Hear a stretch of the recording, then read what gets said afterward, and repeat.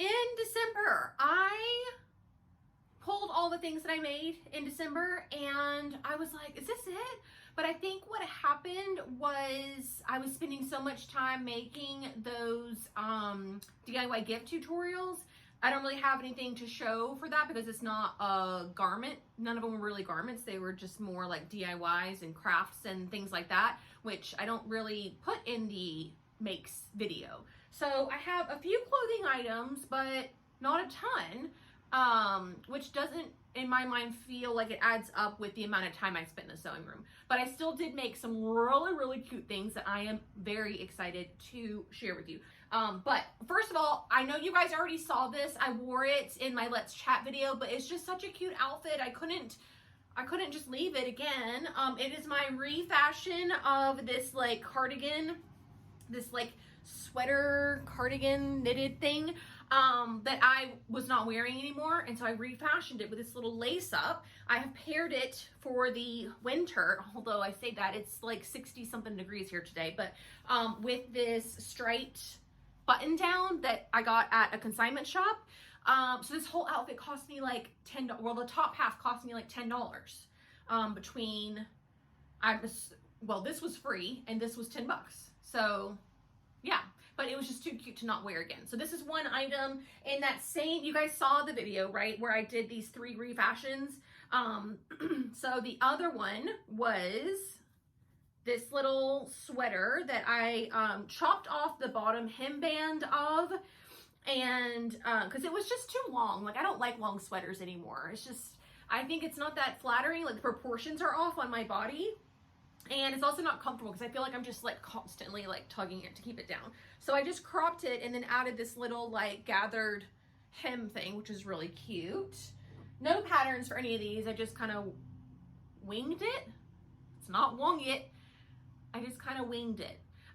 And there's a video showing you how I did all 3 of these. So if you're interested in that, you can check the description box. But I did this little red t-shirt and I did the little ties up the side. I mean, I want to do this to every single t-shirt that I own. Super, super cute. Okay, let's talk about clothes. All right, I'm gonna pull in my little stand here because I am almost done with fan favorite McCall's 6333. So many people have made this and it has become a tried and true for them. This was my first time sewing it, but I think she turned out really, really cute so far. So I started this when I was going to film my It's So TV presentations because I used the skirt of this pattern to illustrate how to convert a teardrop pocket to an in waist seam pocket. And I cut it all out of this fabric and everything else.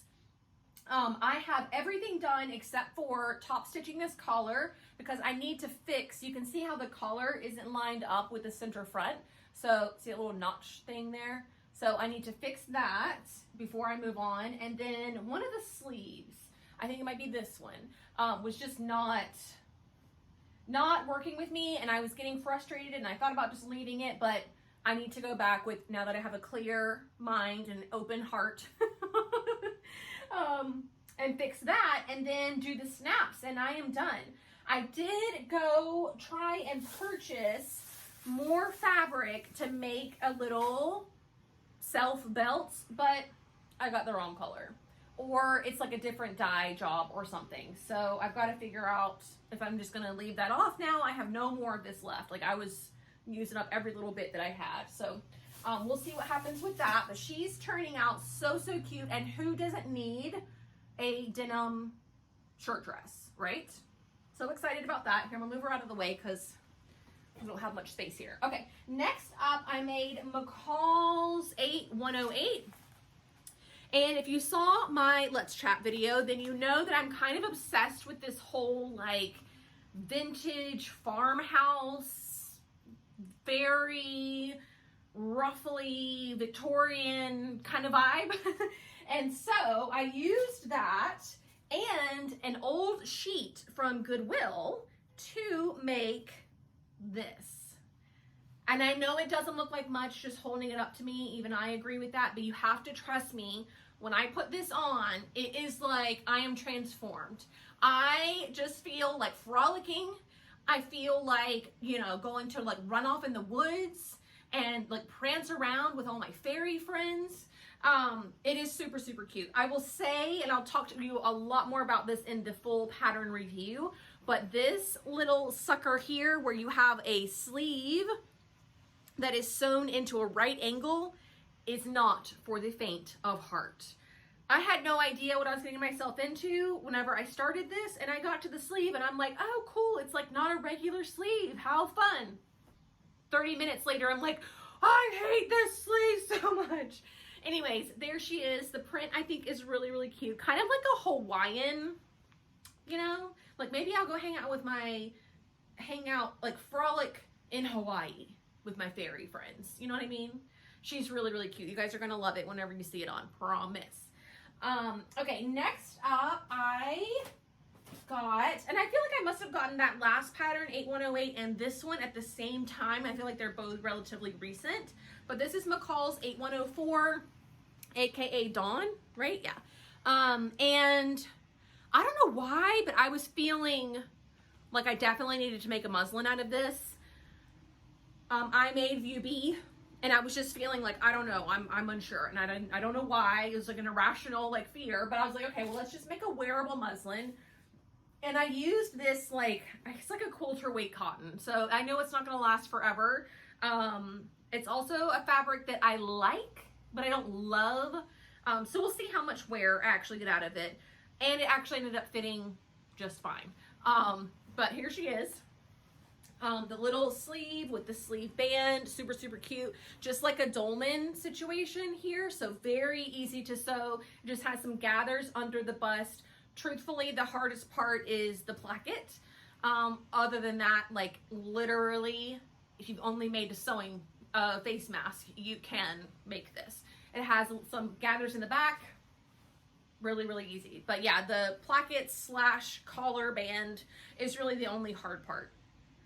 Fun fact about this though, now I remember, I got up and I made this dress in the middle of the night. Like I couldn't sleep. I guess I got up, at 3 in the morning? And I truly could not go back to sleep. And the longer I lay in bed, the more anxious I get. And I'm just thinking like, I could just be doing stuff. Like, what does it matter that it's 3 in the morning? Like, why is that like not an appropriate time to sew, but 3 in the afternoon is? So I got up and started sewing. So between the hours of like 4 and noon, 11, I made this dress. So I guess that'll be like a fond memory. I also made the York pinafore. Now, I did the Helen's Closet first impression video a few months ago, and everybody was like, how have you not made the York pinafore yet? I love it so much. It's one of my favorite makes of all time, going on and on and on and on. So I got the pattern and I made it, and you guys are right. She's really, really great. It's awesome. It's kind of hard to see here, but yeah, all done. Super easy to sew, super easy to fit. I am going to make a couple of alterations to my next one. I made my bust size, graded out the hip and waist per her instructions, but I think the waist is a little bit too baggy for me, being such a dramatic pear shape. I think that it could be a little closer fitting in the waist, and it'll still give that pinafore look, but not be so much like a clown suit, you know, where they catch all the apples or whatever. But yeah, it's really, really cute. I use this adorable little pin dot denim, but I tell you, this took me forever to cut out because this was so off grain, and it's like a stretchy denim, and so the more I tried to like stretch it to correct the grain, those dots were like this when I first started. I did the best I could, and I don't think you can tell. I think the dots all look perfectly straight up and down and across. But man, that was like, give me a break. This is supposed to be an easy project. But yeah, that is it. That is everything that I made in December. Still a very productive month. Don't get me wrong.